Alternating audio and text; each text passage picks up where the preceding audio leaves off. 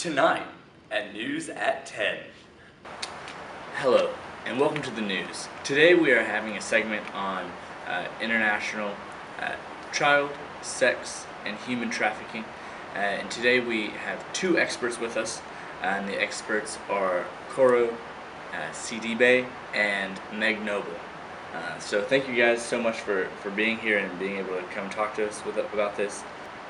Talk to me about what is trafficking.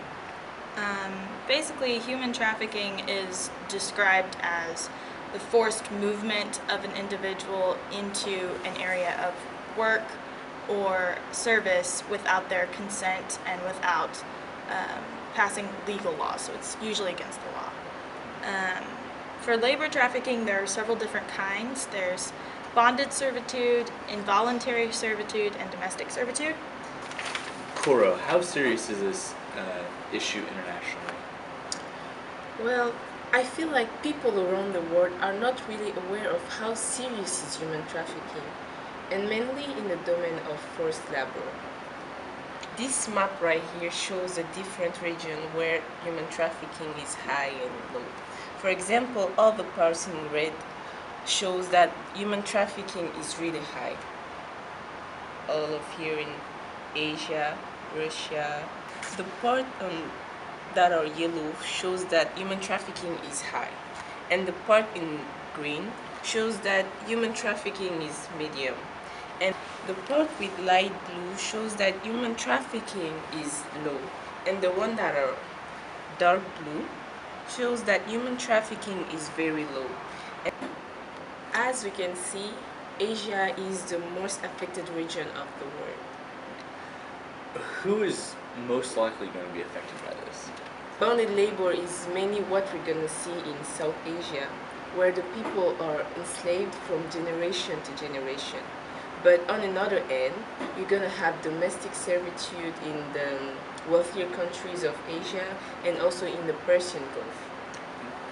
One of my colleagues, he went to Africa, West Africa, the West African countries. In one of his videos that you can also see on YouTube, he was undercover in the field in some of the West African countries where the production of cocoa is really high. He met with some of the kids working in the field and also with some of the parents who's tied up in trafficked. This video is really important because we can see the reality of human trafficking. Instead of just talking about it, we can see the victims and follow their pitiful stories. They're forced to work with dangerous machetes that can cut their arms sometimes, their arms or their foot.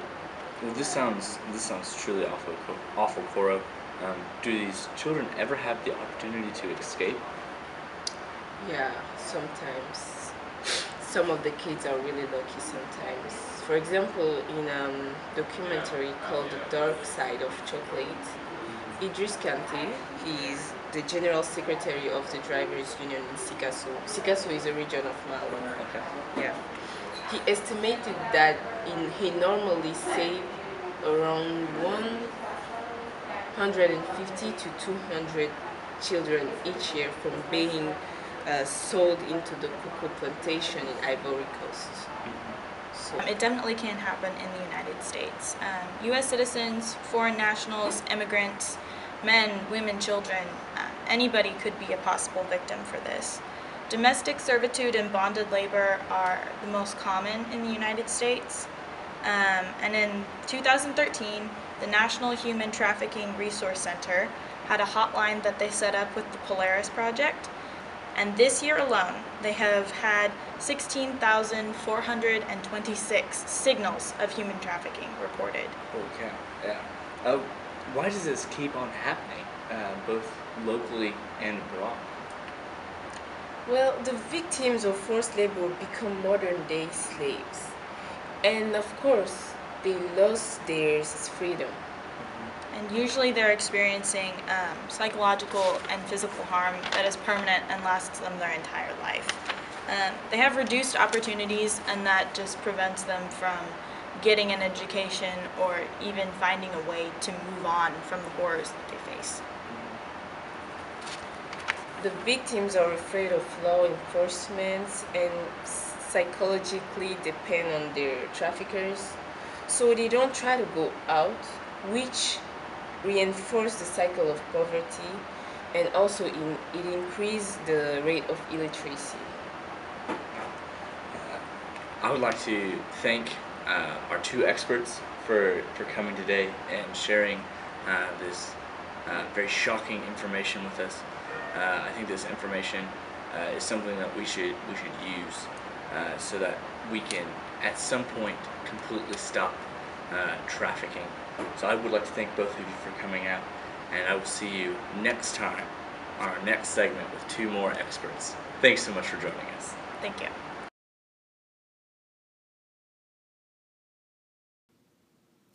We got to sit down with Asuman Maiga, a graduate teaching associate here at OSU. He went undercover in his home country of Mali to film a documentary about child trafficking on the cocoa plantations of the Ivory Coast. The Ivory Coast is the world's leading producer of cocoa and has over 600,000 cocoa plantations. And this is how I get to know about the issue of, for example, child trafficking in the region, in the West African region. I have worked as an undercover with hidden cameras to go and film children on plantations. So I met traffickers, people who traffic children.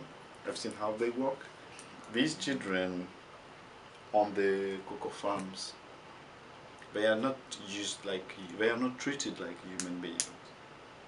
They treat them like they own them.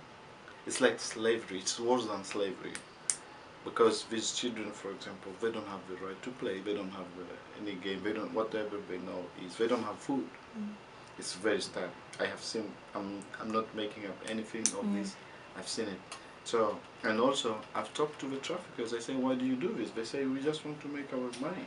So why do you think it's not being taken care of? You said there have been organizations that have put forth money and they put forth an effort, but why is it still persistent? My guess is it's persistent because there are many things. So this is the source of the problem. Parents in West Africa, in these rural areas, they need to be educated. They need to know what their children are going to experience once they are on these plantations. Number two, the problem is poverty.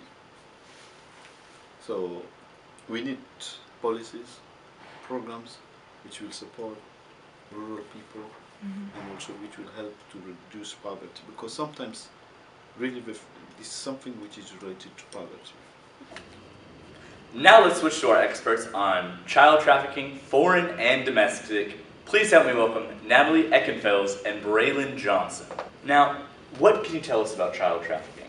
Child trafficking is not only a serious issue internationally, but within the United States as well. The UNICEF defines child trafficking as the movement of children under the age of 18 for the purposes of their exploitation.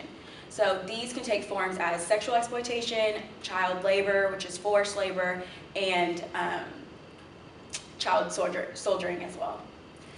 Actually, according to our studies, as many as 2 million children are preyed upon within the sex trade globally. The International Labor Organization estimates that 980,000 to 1,225,000 children internationally are in forced labor environments due to being trafficked. Agriculture is one of the most dangerous areas for the child to be working in. They can catch diseases and also work-related fatalities. Children are not only trafficked into forced labor, they are also trafficked and forced to become child soldiers. Tens of thousands of children are taken from their homes and forced to rapidly grow and fight with the adults. There are different roles in this trafficking. They could either be forced into armed force groups. There's some behind-the-scene roles where they have to cook or be porters, messengers, or spies. Some are forced into front lines as soldiers, and at least fortunate are also into sex purposes. All right, now that we've learned a little bit about the abroad, Braylon, do you have any information about locally, maybe on a more national level? We've also found that while child trafficking is not as publicized in the United States as it is in other countries, it is still a prevalent problem. Our data shows that the United States is actually one of the top destination countries for child trafficking and exploitation. And this is a serious issue that we have to deal with. That is our story of child trafficking, both international and domestically. I would really like to thank Natalie Eckenfels and Braylon Johnson for joining us today. Our next segment will be with Micah Green over sex trafficking. Thank you so much for coming. Thank you. Thank you, ladies and gentlemen, and welcome back to our segment. With us today, we have Micah Green, who is our expert on sex trafficking. Thank you for joining us today, Micah. Absolutely, good to be here. Good to be here. Let's talk about a little bit of the issues of sex trafficking and maybe the prevalence that it is in the United States. You know, sex trafficking is a big deal in the United States. It's kind of a common assumption among Americans that it's not prevalent here, but I can confirm that it is a big issue in the United States. Do you have any, maybe like some statistics to drive home to the audience about how prevalent it actually is? Absolutely. Here are a couple of stats for you from the Covering House. Approximately 300,000 children are at risk in the United States for sex trafficking. Another stat provided by the New York State Department is that an estimated 14,500 to 17,500 people are trafficked in the United States every single year. Wow, that's an incredible statistic. How are these victims getting caught and brought into sex trafficking? Well, most cases of sex trafficking in the United States begin with the promise of job opportunities and things of that nature, or it can also involve a romantic encounter. This person will begin by expressing interest, picking you up in various ways. They may begin to offer gifts, and so in rare cases they become intimate with the victims before they begin expressing controlling tendencies. They begin cutting you off from your family, your friends.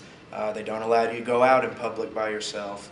Eventually, in extreme cases, they even make you go under a new name. You forget your identity completely. It's a very tragic case. A lot of the time, once they enter the luring phase, it's too late for them to escape, and the victims are either romantically attracted to this person and unaware of the inhumanities they're suffering, or it's just simply too late. That's absolutely tragic. Now, are these victims only used for sexual exploitation, or are they harmed in other ways? In the United States, victims who are trafficked on average are either coerced or forced into having sex with 6 to 10 men daily, 7 days a week. They are exposed to heavy drug use as well as alcohol addiction, and many of the victims that get away still express the problems they experienced with those addictions even post-trafficked. Why can we not end this in America right now? A huge problem that exists in the United States is the way that the authorities deal with the trafficked victims. A lot of the time when the trafficking operations are shut down and exposed, the women are treated just as criminals as well. They arrest the pimps and the traffickers, and then they also take the victims in as prostitutes, and there isn't a lot of variance between the way that they're treated. And a lot of people view this as a problem, so it creates some apathy, or it's just a difficult way to pin them down and expose the signs.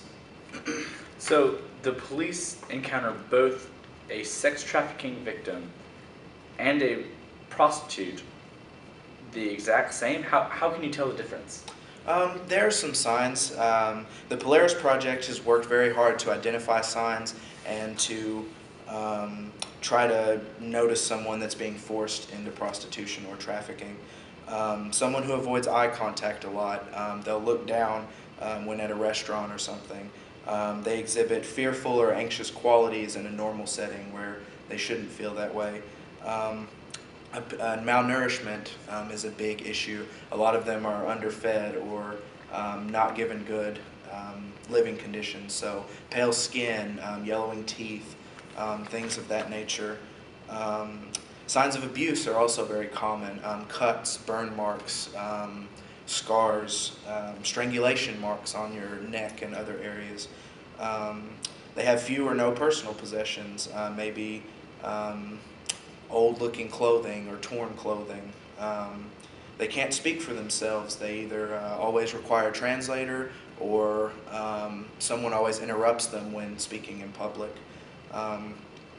If you talk to them and they can't claim where they live and they talk as if they're just visiting, but you see them on a regular basis, that's another way of spotting them. Also disorientation or a lost sense of time. A lot of the times the victims, their days run together and months can be as if days or the other way around. You never really know. Obviously this is just a template to go by, and all of these signs don't necessarily inform that they're trafficking victims. But there are many other signs, and someone who exhibit these signs are not necessarily being trafficked. If Americans implemented a short course explaining why people are trafficked and what the victims look like, then I think that we could raise awareness and arm the common man with the power to spot and prevent more people from being trafficked here in the United States. There's already many organizations dedicated to supporting this and stopping this horrendous industry, such as the Polaris Project. So I encourage everyone to seek out these organizations and try to get involved, and let's stop this horrible act. Thank you so much, Micah Green. We've really appreciated you coming back, and especially speaking on behalf of the Polaris Project.